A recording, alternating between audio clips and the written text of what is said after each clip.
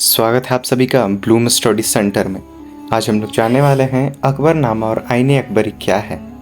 अकबरनामा को लिखा किसने है, अकबरनामा क्या है, आईने अकबरी क्या है।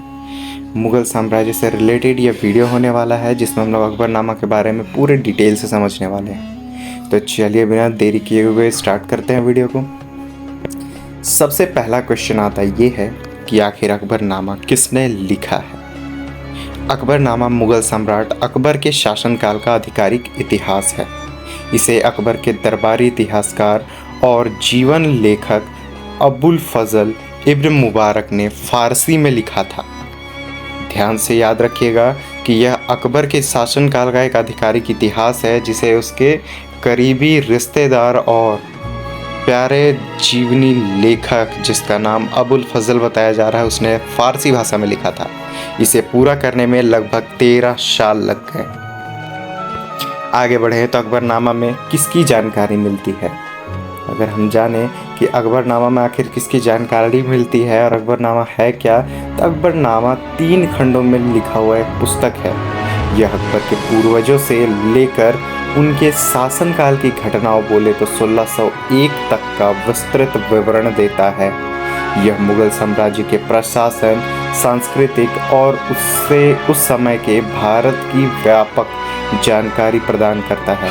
अर्थात मध्यकाल में अकबर के शासनकाल में हो रही गतिविधियों का इसमें वर्णन मिलता है। यदि देखें तो अकबरनामा 3 भागों में विभक्त है। पहला भाग यह अकबर के पूर्वजों के इतिहास और तैमूर से लेकर हुमायूं तक के उनके वंश का वर्णन करता है। दूसरा भाग देखा जाए तो यह अकबर के 46वें वर्ष के शासनकाल की विस्तृत घटनाओं और उनके सैन्य अभियानों, प्रशासनिक सुधारों और महत्वपूर्ण शाही फरमानों का लेखा जोखा प्रस्तुत करता है। वही अगर आ जाए तो तीसरा भाग जो कि सबसे महत्वपूर्ण और कई परीक्षाओं में पूछे जाने वाले प्रश्नों का एक टॉपिक है, इसका तीसरा भाग है आइन ए अकबरी, है ना। पहला और दूसरा भाग हो गया, ये सामान्य है, इससे ज़्यादा क्वेश्चंस नहीं बनते। लेकिन ये जो तीसरा भाग है जिसे हम लोग किस नाम से जानते हैं, आइन ए अकबरी, इससे क्वेश्चन 100% बनता है अकबर के शासनकाल से या मुग़ल साम्राज्य के टॉपिक से। यह भाग अकबर के साम्राज्य की एक विस्तृत सांख्यिकी और प्रशासनिक नियमावली है।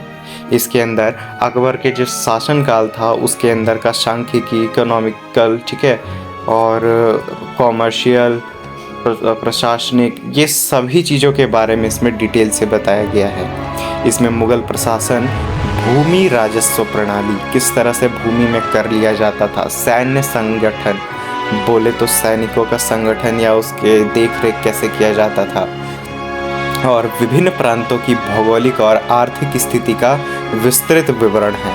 और अलग अलग प्रांत और भौगोलिक आर्थिक स्थिति का विस्तृत वर्णन किया गया है इस तीसरे भाग आईने अकबरी में। यह अकबर के समय के समाज, संस्कृति, धर्म और रीति रिवाजों पर भी प्रकाश डालता है, जो उससे उस काल के अध्ययन के लिए एक अमूल्य स्रोत बनाता है ना। क्या होता है, उस काल का अध्ययन, अकबर के काल का अध्ययन के लिए सबसे बढ़िया स्रोत किसे माना गया है, अकबरनामा को। और अकबरनामा का 3 भाग है। पहला और दूसरा भाग के बारे में हम लोग स्टार्टिंग में समझे, और तीसरा भाग सबसे महत्वपूर्ण है जो जिस तीसरे भाग को नाम दिया गया है आइन ए अकबरी। और इसके अंदर हमें सारी प्रशासन व्यवस्था, राजस्व व्यवस्था, सैन्य संगठन, प्रांत की भौगोलिक स्थिति, इन सब का विस्तृत वर्णन मिलता है। साथ ही साथ समाज, धर्म, संस्कृति, रीति रिवाजों पर भी यह भाग जो है वो प्रकाश डालता है, जो उस काल के अध्ययन को और सरल बना देता है। तो आज के लिए इतना ही। अगर आपको वीडियो पसंद आई हो तो जल्दी से सब्सक्राइब करें ताकि मैं और भी हिस्ट्री या फिर किसी और सब्जेक्ट से रिलेटेड टॉपिक्स के वीडियोस बनाता रहूं और आप तक वो पहुंचता रहे।